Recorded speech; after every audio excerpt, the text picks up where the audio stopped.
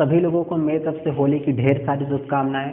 होली आप बहुत अच्छी तरह से मनाइए और ये मैं उम्मीद और ये आशा करता हूँ कि जिस प्रकार से होली रंगों का त्यौहार है उसी प्रकार से आपके भी जीवन में रंग ही रंग हों। रंग होने का मतलब गुलाल वाले रंग नहीं, खुशियों के रंग हों। और आज होली के साथ साथ मैंने ये सोचा कि आज जो भी त्यौहार हम भारत में मनाते हैं उनके पीछे का कारण क्या है। मैं होली के कारण नहीं बताता हूँ क्योंकि एक पौराणिक कारण है, हिंदुओं का त्यौहार है, वो आप कहीं से भी जान सकते हैं। हालांकि मैं भी कभी बाद में आपको बता दूंगा। लेकिन आज जिस मुद्दे पर मैं आया हूँ वो मुद्दा है शहीदों के बारे में, जिनकी शहादत की बदौलत आज हम होली का त्यौहार मना रहे हैं, अपने भारत में खुशियां मना रहे हैं। उसकी आज मैं आपके सामने चर्चा करने वाला हूं। हाल ही में 23 तारीख को शहीद आजम भगत सिंह, राजगुरु और सुखदेव, इन तीनों लोगों ने फांसी चूम ली थी। फांसी इन्हें दी नहीं गई थी, इन्होंने फांसी को स्वीकार किया था। उस दिन मैं इन लोगों के बारे में कुछ बता न सका, तो मैंने ये सोचा कि आज होली के त्यौहार पर 10 से 5 मिनट का समय निकालकर मैं आपको, आपका भी इसमें समय लगेगा, इन तीनों लोगों के बारे में, खास तौर पे शहीद आजम भगत सिंह के बारे में आपको कुछ बता दूं। जिस उम्र में लोग हंसते हैं, खेलते हैं, गुलाब का फूल लेकर चलते हैं, उस उम्र में भगत सिंह ने फांसी का फंदा चूम लिया था। 23 साल की उम्र में ही, महज 23 साल की उम्र में उन्होंने फांसी का फंदा चूमा था। इसके पीछे का क्या कारण है, इन सबको एक छोटे से एक पैकेट की तरह मैं आपको बताऊंगा, जिसमें बहुत ही आसानी से आप इनका बैकग्राउंड पहले ही मैं आपको समझाऊंगा, फिर फांसी के बारे में कुछ आपको बताऊंगा। 28 सितंबर 1907 ईस्वी को एक ऐसा दिन जब भारत के एक सपूत का जन्म हुआ जिनका नाम था भगत सिंह। भगत सिंह का जो इतिहास है, भगत सिंह क्रांतिकारी बने, उनके पीछे कुछ लॉजिक हैं। पहला लॉजिक तो ये है कि इनका जो परिवार था वो भी शहीदों में संबंधित था। इनके जो चाचा थे अजीत सिंह, वो भी शहीद हो चुके थे। अजीत सिंह एक बड़े क्रांतिकारी नेता थे। इनके पिताजी किशन सिंह भी एक क्रांतिकारी ही थे। कांग्रेस और महात्मा गांधी दोनों की गहरी छाप इनके परिवार पर थी और उसी का प्रभाव भगत सिंह के ऊपर भी पड़ा। आपको जानकारी होगी कि भगत सिंह के पिता ने एक बार भगत सिंह को खेत में लेकर गए। फसलों को देखकर इन्होंने कहा कि क्यों न इन फसलों के स्थान पर हम लोग बंदूकें बोएं, जिससे कि हम अपने भारत को, माँ भारती को इन अंग्रेज दुराचारियों से आजाद करा पाएं। इनके पिता ने इस बात को सुनकर उनको बड़ा गर्व महसूस हुआ, जिस प्रकार से मेरे परिवार के सभी लोग क्रांतिकारी बन रहे हैं, मेरा बेटा भी एक अच्छा क्रांतिकारी बनेगा और इस माँ भारती की सेवा करेगा। दूसरी घटना ये हुई जब भगत सिंह क्रांतिकारी बनने की ओर पूरी तरह से इनका मन एकाग्रचित हो गया। ये घटना है 13 अप्रैल 1919 की जलियांवाला बाग हत्याकांड की। जलियांवाला बाग हत्याकांड आपको पता होगा कि जनरल डायर ने किया था। जनरल डायर ने आदेश दिया था जिसमें अनाधिकारिक रूप से 1000 आदमी मारे गए थे। इस चीज को मैं आप लोगों को पढ़ा चुका हूं, आप वहां देख सकते हैं। इस घटना से पूरा भारत बहुत, आप कहें तो, दुख और पीड़ा की स्थिति में पहुंच गया। भगत सिंह ने इस घटना को सुनने के बाद अपने घर से 20 किलोमीटर दूर ये इस घटना वाले स्थल पर पैदल चलकर पहुंचे और ये उस समय महज 12 वर्ष की उम्र में थे। उस घटना पर पहुंचने के बाद, उसको देखने के बाद इनका मन दुख और पीड़ा से पूरी तरह भर गया। इसके बाद इन्होंने वो लाल मिट्टी, रक्त से सनी हुई मिट्टी को उठाया, अपने माथे पर लगाया और एक कसम खाई कि अब मैं अपने देश को आजाद कराने का ही मेरा एकमात्र उद्देश्य होगा। उसके बाद इन्होंने पंजाब में अपनी पार्टी बनाई, छोटे मोटे क्रांतिकारी आंदोलन रचे। तब इन्हें ये एहसास हुआ कि छोटे मोटे आंदोलन से काम नहीं चलने वाला है, हमें एकजुटता का प्रदर्शन करना होगा। इसके बाद हिंदुस्तान रिपब्लिकन पार्टी से इन्होंने जुड़ा और काकोरी कांड सभी लोगों ने मिलकर किया था। इसमें भगत सिंह भी गए थे, हालांकि कुछ लोग बच के निकल गए थे और राम प्रसाद बिस्मिल, इन लोगों को फांसी भी दे दी गई थी। इस घटना से ये और खफा हो गए अंग्रेजों के खिलाफ, इनके मन में और क्रोध की ज्वाला भड़क उठी। इसके बाद चंद्रशेखर आजाद और इन्होंने मिलकर हिंदुस्तान सोशलिस्ट रिपब्लिकन पार्टी की स्थापना की और इस पार्टी ने अंग्रेजों को नाको तले चने चबा दिए। साइमन कमीशन का विरोध कर रहे थे लाला लाजपत राय लाहौर में। यहाँ पर बम्बई में, और वहाँ पर जब इन्होंने उसका विरोध किया लाहौर, तो वहाँ पर हुआ क्या, बम्बई में उतरा था, बम्बई में विरोध हो रहा था, लाहौर में लाला लाजपत राय कोतवाली के सामने इसका विरोध कर रहे थे, और अंग्रेज पुलिस वालों ने लाला लाजपत राय पर लाठीचार्ज किया, जिनसे इनके सिर पर कई लाठियां बरसे, जिनसे कि उन्हें चोट हुए, वो घायल हुए और उनकी मृत्यु हो गई।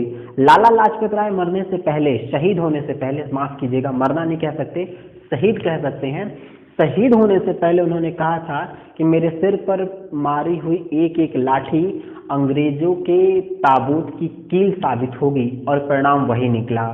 इस चीज से पूरे क्रांतिकारी गरम दल के जो भी नेता थे सभी कुपित थे। चंद्रशेखर आजाद, राजगुरु, सुखदेव, भगत सिंह, इन्होंने एक प्लान बनाया कि अब हम सैंडर्स को मार कर रहेंगे, और इन्होंने सैंडर्स को गोली मार दी। इसे लाहौर षड्यंत्र कांड भी कहा जाता है। हालांकि पुलिस ने बहुत छानबीन की, कुछ परिणाम निकला नहीं, तीनों चारों लोग गायब हो चुके थे।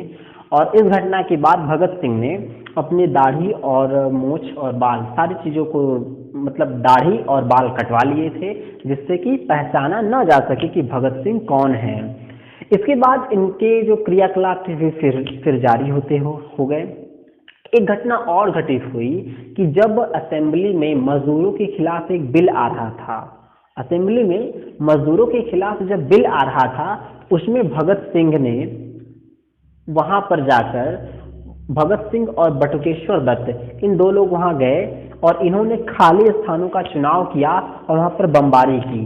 बमबारी करने का उद्देश्य किसी को मारना न था, बल्कि जो बाहरी सरकार थी उसके कानों में बम फोड़ा जा रहा था कि वो हमारी बातों को समझे।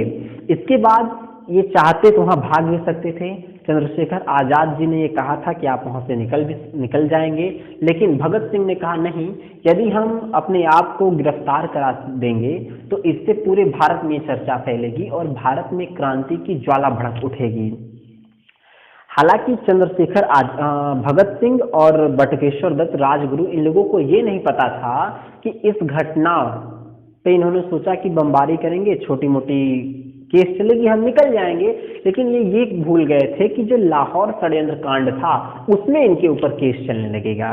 इसके बाद इन्हें जो फांसी दी गई, ये फांसी असेंबली में बम फेंकने के नाते न दी गई, बल्कि जो लाहौर में इन्होंने सैंडर्स की हत्या की थी उसके कारण दी गई थी। आपको पता है आजाद जी भी इसमें शामिल थे, लेकिन आजाद जी तो आजाद थे, उन्हें पकड़ना तो संभव नहीं था। अंग्रेज क्या, दुनिया को कोई आदमी उन्हें पकड़ नहीं सका। धोखे से उन्हें ये लोग धोखे से पकड़ लिए, लेकिन मार नहीं पाए, ना पकड़ पाए ना मार पाए। खुद उन्होंने अपने आप को जिंदा, जीते जीते उन्हें कोई नहीं पकड़ पाया, खुद इन्होंने गोली मारकर शहीद हो गए। भगत सिंह को आज भी दुख की स्थिति ये है कि भारत में आज भी इन्हें शहीद का दर्जा नहीं दिया गया है। बहुत ही दुख की बात है कि भारत, जिनकी बदौलत आज ये भारत है, वो लोग, उन्हें शहीद का दर्जा नहीं मिला है। खैर, हमारे मन में, हृदय में, सबके हृदय में, भारत में जितने भी लोग हैं, अगर किसी भी शहीद का मन में अधिक कोई सम्मान करता है तो वो भगत सिंह और चंद्रशेखर आजाद हैं। गांधी जी, नेहरू जी, बाकी लोग की लिस्ट लाइन में काफी पीछे है, लिस्ट में उन लोगों की जो स्थान है ना वो काफी पीछे है। इन लोगों का स्थान लोग सच्चे मन से इन्हें क्रांतिकारी मानते हैं। इसके बाद इन्हें पकड़ के फांसी देने की बात आई। फांसी देने की जब बात आई तो वो घटना थी 24 अप्रैल 1931 की, 24 मार्च 1931 को इनको फांसी देने का ऑर्डर हुआ। लेकिन भारतीयों ने इसका इतना विरोध किया उस समय, भारतीय जनता ने, कि अंग्रेजों के पैर उखड़ने लगे। वे ये सोचे कि कहीं ऐसा ना हो कि 24 अप्रैल को कोई बवाल, कोई विद्रोह हो जाए जिसके कारण इन्हें छोड़ा जा सके। अगर फिर से ये निकल गए तब तो ये हमें निकाल कर छोड़ेंगे। इसीलिए 23 मार्च 1931 को इन्हें शाम को जाकर कहा गया कि आज ही आप लोगों को फांसी दे दी जाएगी। इस बात को सुनकर भगत सिंह मुस्कुराए। वो उस समय किताब पढ़ रहे थे और उन्होंने कहा, जरा ठहरो, एक शहीद को दूसरे शहीद से मिल तो लेने दो। कुछ देर बाद इन्होंने अपनी किताब को उछाला और भगत सिंह, सुखदेव और राजगुरु तीनों गाना गाते हुए निकले। इनकलाब जिंदाबाद के नारे भी इन्होंने लगाए। इन्होंने आपस में गले भी मिले और खुशी खुशी, कहा जाता है कि इनके चेहरे पर एक शिकन भी नहीं थी कि ये फांसी इन्हें दी जा रही है, ये फांसी को चूमने जा रहे हैं। कहते हैं कि इनके मन में किसी प्रकार की कोई ग्लानि नहीं थी, किसी प्रकार का कोई भय नहीं था कि हमें फांसी दी जा रही है, बल्कि ये खुशी थी कि हम अपने देश के काम आ रहे हैं। और हंसते खेलते इन्होंने फांसी के फंदे को चूम लिया। इसके बाद की छोटी सी घटना है ये कि अगर इनकी डेड बॉडी भारतीयों के हाथ लग गई होती तो फिर और विद्रोह हुआ होता। इसलिए अंग्रेजों ने जेल की एक दीवार तोड़कर इनके डेड बॉडी को चोरी छुपे हटा ले गए। कहते हैं कि उन्हें छोटे छोटे टुकड़ों में काट दिया गया और एक जलाने की कोशिश की गई। हालांकि पूरी तरह जल नहीं पाई वो बॉडी, और फिर वहां जिस जगह पे जलाया गया वहां पे गांव वाले पहुंचे, जिसके कारण पुलिस अधिकारी भाग निकले। फिर कुछ बॉडी को सतलज नदी में फेंक भी दिया गया, जिसको लोगों ने निकाल कर एक अच्छे तरीके से इनका अंतिम संस्कार, इनके पार्थिव शरीर का दाह संस्कार किया।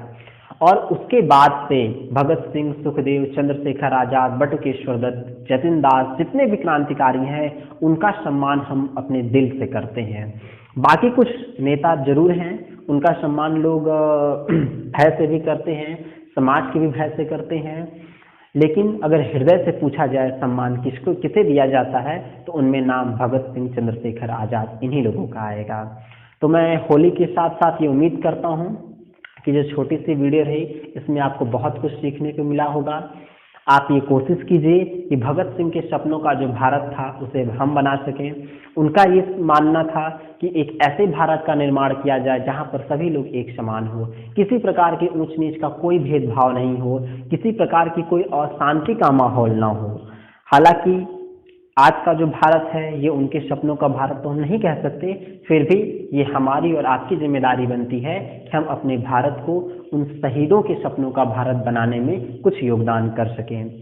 होली बहुत ही अच्छे तरीके से मनाइए, खुशियों को बांटते रहिए, लड़ाई झगड़ा ना कीजिए, क्योंकि होली में लड़ाई झगड़े भी बहुत होते हैं, कहीं तो घर घर में भी हो जाते हैं।